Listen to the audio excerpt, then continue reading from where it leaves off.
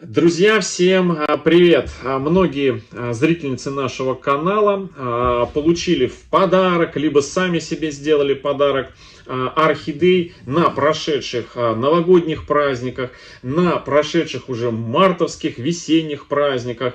И подходит время пересадок орхидей. Орхидеи взрослые понакупили, понадарили, взрослые, цветущие, в магазинах, горшочках. И вот сейчас время самое то, когда орхидеи заканчивают свое цветение, и возникает вопрос о пересадке этих орхидей.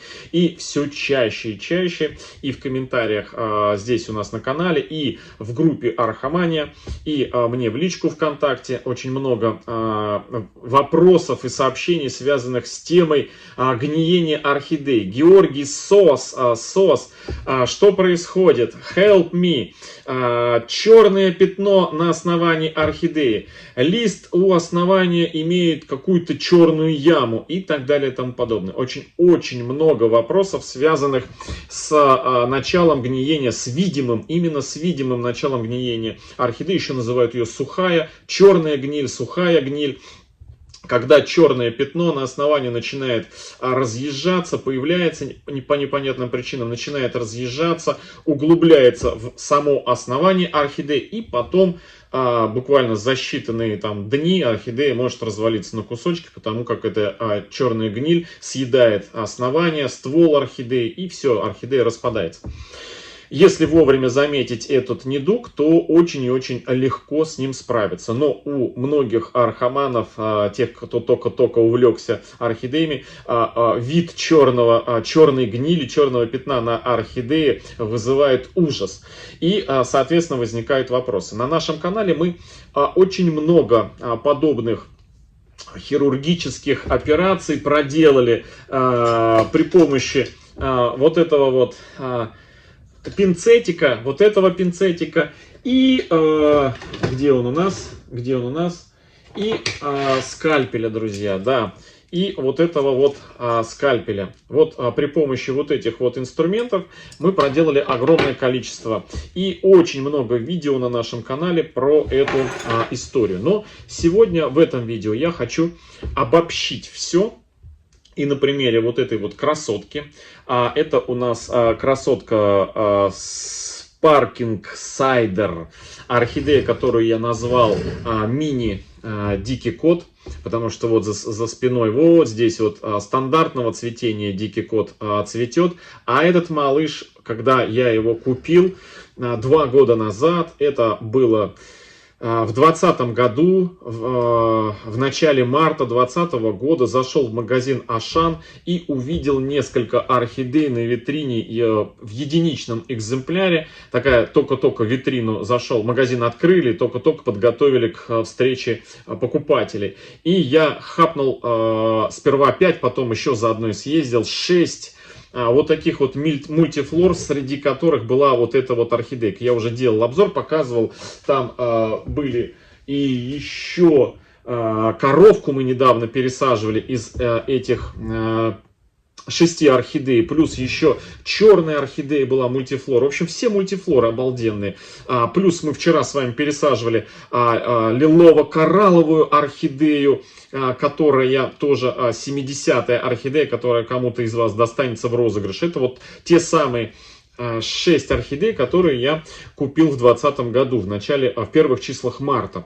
И среди этих орхидей был эта роскошная, бархатная, просто неимоверной красоты орхидея. Она реально, прям такая знаете, с обратной стороны лепесточки у нее такие молочные, как будто бы, знаете, калька. Белая калька. И на эту белую кальку наклеили бархатную бумагу. Да, эту бархатную бумагу такого, знаете, фиолетово-лилового, сине-фиолетово-лилового цвета. Она такая прям, это не свекольный цвет. Она прям какая-то, знаете, прям обалденная. Подобных орхидей, я же говорю, по окрасу может сравниться наверху, здесь в углу, по цвету именно вот темные пятна на диком коте, на Wild Cat Orchid можно сравниться.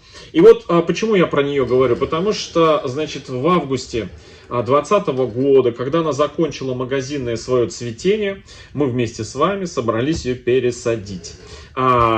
У нас есть видео об этом, у нее есть отдельный плейлист, который так и называется. Я вверху сделаю ссылочку на этот плейлист, ну и можно в разделе плейлистов найти у нее свой плейлист. И там все собрано про эту орхидею. Собственно, есть еще одна орхидея у нас тоже со своим плейлистом. Это орхидеи парфюмерные фабрики, где тоже такая же была проблема. Но про парфюмерные фабрики это отдельным видео. И я тоже коснусь этой темы. Сделаем обзор парфюмерных фабрик всех, в каком они сейчас состоянии. С точки зрения суицидальности этих орхидей, да. Но это будет в следующем видео. В одном из следующих видео. И вот в августе, спустя несколько месяцев, март, апрель, май, июнь, июль, полгода, собрались ее пересаживать, и о горе, о беда. У этой орхидеи на основании черные, прям вот где листик, ну вот крепится нижний листик к основанию. Вот представьте, нижний листик к основанию, и вот тут, допустим, да, и прям такое глубокое черное пятно, говорящее о том, что на орхидее появилась черная сухая гниль, и нужно срочно ее спасать.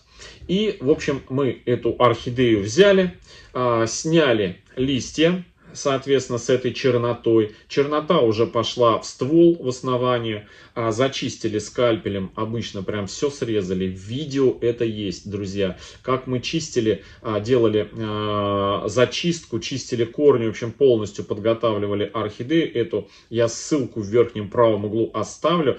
Вот кто задает вопросы на тему, как чистить, прям вот там крупным планом, потому что все остальные видео, много видео, я вот так вот со своим фейсом и вам показываю, вот здесь вот зачищаю. В случае вот с этой орхидеей, там камера была прям вот крупным планом на саму проблему направлена, и я прям крупным планом показываю, как счищаю все это, как зачищаю, и в итоге как мы обрабатываем вот этим вот средством Максим. Именно вот этим средством. Ну, это средство считаю, что одно из самых, наверное, важных средств в аптечке Архамана, потому что это средство вот от черной гнили, друзья, именно от черной гнили прекрасно справляется. Это контактное средство. После зачистки прям вот эту дырку, эту территорию, эту ткань, где вокруг все это мы срезали, прям на живую обрабатываем, замачиваем, ну не замачиваем, а промазываем жирно, не разбавлено вот этим Максимом. Все в том видео у нас имеется. И много видео, где мы применяем Максим. Есть еще вопрос, был вопрос, а если Максима нет, чем его заменить? Друзья, вот подобные вещи, и еще в свое время от подобных вещей, от черной гнили такой, после того, как мы зачищали, хорошо справлялся раньше еще фитолавин средство.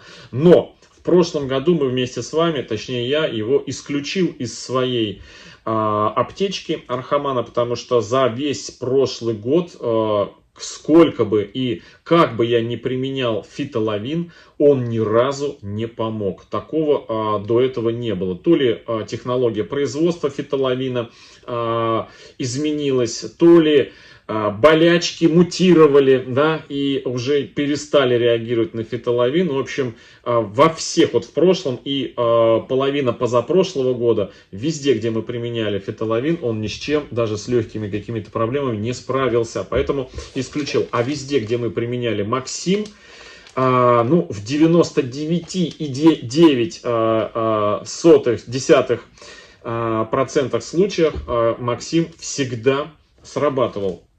Всегда хорошо срабатывал. Поэтому, Чем и как заменить, друзья, я не могу сказать, исходя из того, что вот я ориентируюсь исключительно на те препараты, которые продаются у меня в магазинах, доступной среде. То есть это Leroy Merlin сетевой магазин, это Ашан сетевой магазин, это Оби сетевой магазин. В интернете вот такие средства я не покупаю. Именно поэтому на канале я не применяю фундазол. Еще по одной причине, его особой вредности. Я тоже его не применяю, этот препарат, и он у нас нигде не продается. Поэтому исхожу из других тех средств, которые доступны. И я так понимаю, что и другие зрители, кто проживает там, где есть эти сетевые магазины, тоже эти средства имеются. Тем более, что Максим, он вообще как бы не только для архаманов, а для садоводов, огородников, дачников и так далее и тому подобное. Думаю, во всех магазинах он имеется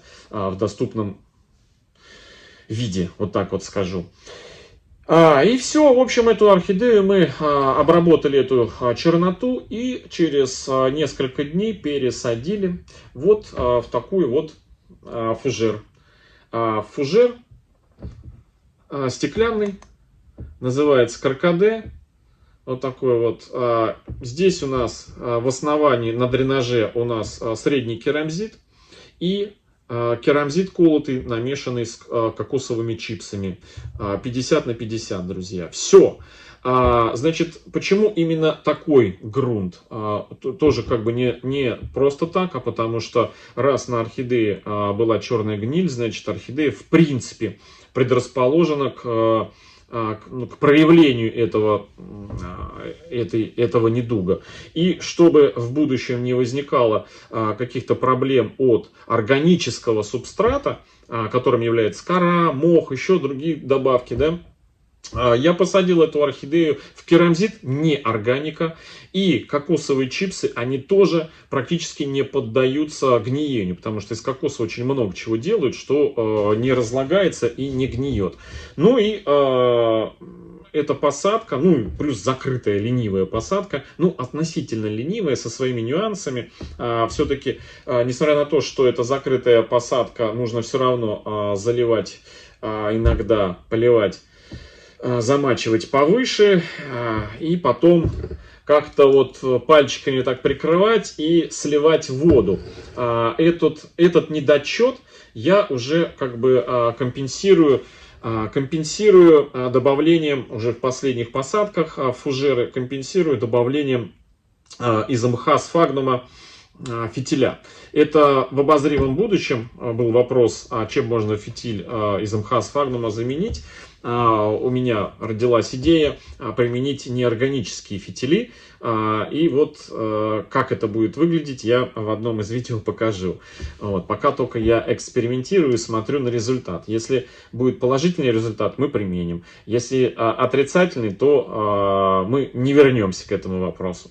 Вот. В общем, друзья, вот такая вот орхидея. И, значит, у этой орхидеи есть, еще раз повторюсь, свой плейлист, который так и называется «Орхидея игристый сидр». В разделе плейлистов имеется, и там все видео подробные, и в том числе это видео будет, где можно найти, посмотреть. Там их немного, всего там с десяток. Но если вы все видео эти посмотрите, то в принципе вопрос ухода за орхидеей, посадкой вот в такую посадку, зачистки от черной гнили, обработки максимум и дальнейшей обработки орхидеи, подкормки, а мы ее подкармливали спреем, который называется «Нравится орхидеям» после пересадки. Ну и, собственно, результат вы видите. Иммунитет у орхидеи хороший, цветет неплохо, очень продолжительно. Это уже второе, кстати, после пересадки второе домашнее цветение у орхидеи. Первое было магазинной, орхидеи 2,5 года. Да, получается 2,5, да, или сколько? в общем, с марта 2020 года. Ну, в общем, третий год пошел этой орхидеи. И у нее уже второе домашнее цветение. В общем, друзья, вот такое вот видео сегодня. Кстати, корень вот этот вот, видите, сломанный. Сломался он от того, что на полочках стоишь, туда-сюда эту орхидею передвигаешь, поливаешь и сломался. А вот этот корень, он в принципе ни к чему, его можно удалить, обрезать его вместе слома. Вот вместе слома прямо вот здесь вот. У орхидей достаточно корней в горшке. Ничего страшного с ней не будет. Вот этот тоже у нас сломанный, но у нее как бы растет. Мы его тоже удалим, он тоже нам не нужен. Хопс, все. Все, друзья. Вот такая вот подчистили, заодно профилактику сделали. Все, друзья. Всем хорошего настроения, всем добра, здоровья и не забывайте заходить в раздел плейлистов. Там все темы по уходу за орхидеями разложены по плейлистам, по волнующим темам. Всем пока-пока.